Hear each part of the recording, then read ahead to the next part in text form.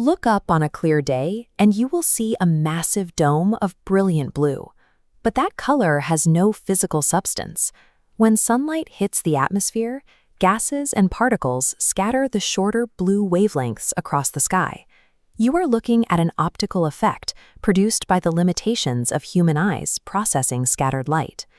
The ancient Indian text known as the Yoga Vasistha treats every solid object you touch, every second of time, and every inch of space as another version of this optical trick. It views our day-to-day reality as a persistent, collective hallucination. This dialogue seeks to dissolve the boundary between the physical world and the consciousness observing it. It grounds its complex metaphysics in the lived history of the subcontinent, bridging the gap between secular action and sacred contemplation. According to Vasistha, the physical world itself is entirely harmless. Human suffering only begins when we mistake a flicker of light for a solid, unchangeable wall. We see the symptoms of this misunderstanding in our daily habits. We spend our lives chasing temporary gains, mourning the inevitable loss of our possessions, and living in a state of anxiety over a future that hasn't happened yet.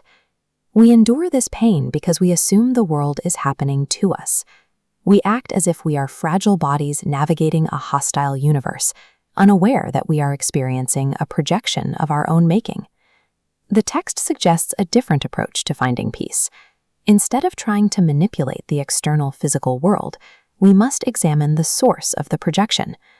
To find an exit from this cycle, Vasistha directs our attention away from the objects of our experience and toward the mind itself. While standard materialism builds the universe from physical atoms, Vasistha starts with consciousness. He argues the universe was never actually constructed from matter. Creation began when an infinite, pure consciousness forgot its own nature.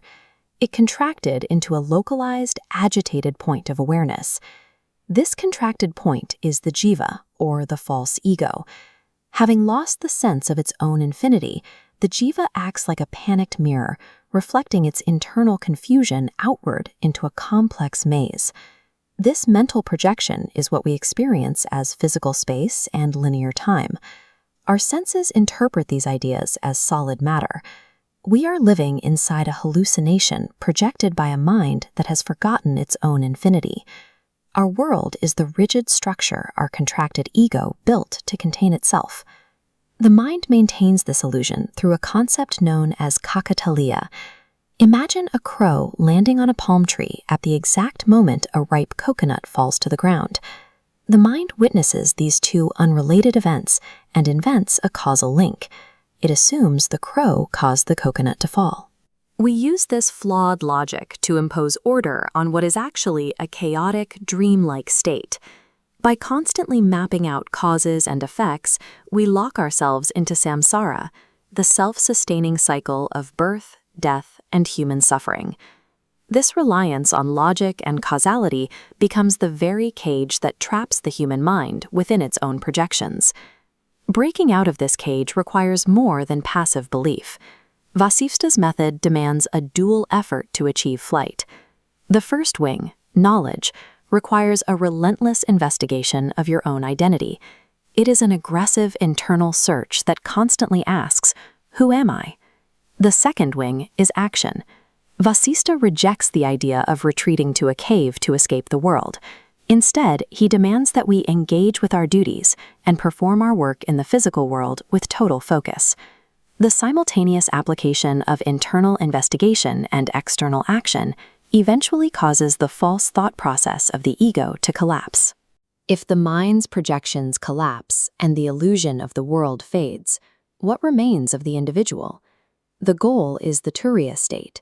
This is the fourth state of consciousness, described as a state of deep sleep in wakefulness. The liberated person continues to function in the physical world. They perform complex actions, but with a different internal reality. Knowing the stakes are an illusion, they harbor no craving for success and no fear of failure. Their participation in the world becomes entirely effortless. The liberated person functions within the world while remaining immune to its psychological gravity. They move through the drama without being snagged by it. When we strip away the labels of the ego, we find that the universe is not an obstacle to be conquered. It is simply a vast mass of consciousness. This knowledge bliss absolute appears in masters who maintain total peace in all conditions. Their lives are evidence that the teaching is a practical reality. Reclaiming your infinity is not a geographical journey. It is a shift in how you observe your own thoughts. You have always been the infinite consciousness. Liberation is the simple act of looking past the blueness of the sky and recognizing that you are the light itself.